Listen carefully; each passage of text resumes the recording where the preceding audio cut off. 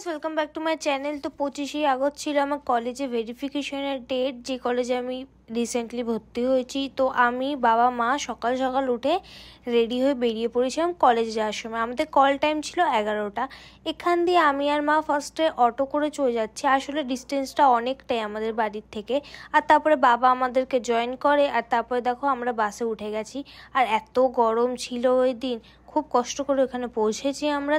তারপর দেখো আমরা তিনজন এখন কলেজের ভিতরে ঢুকে যাচ্ছি। আমরা টাইমেই ঢুকেছিলাম, আর ওখানে গিয়ে দেখছি যে অলরেডি অনেক স্টুডেন্ট, আমার ডিপার্টমেন্টের স্টুডেন্টরা বসেছিল।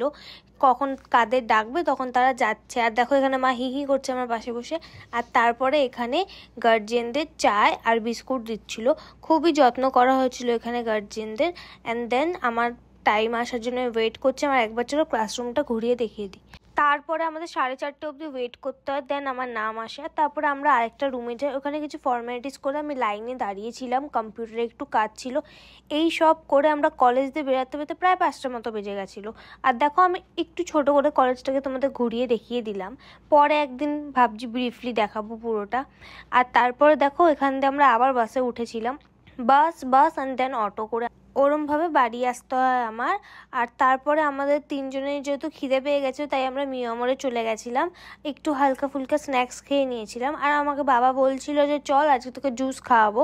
তো আমরা ওর পাশেই একটা দোকানে জুস খেতে গেছিলাম, যেখানে মা মৌসম্বি, বাবা পাইনাপেল, আর আমি ওয়াটারমেলনের জুস খেয়েছি। আর গাইজ এখন কলেজ স্টার্ট হয়ে গেছে, তো আমি রোজ ওরমভাবে ব্লগটা দিতে পারছি না।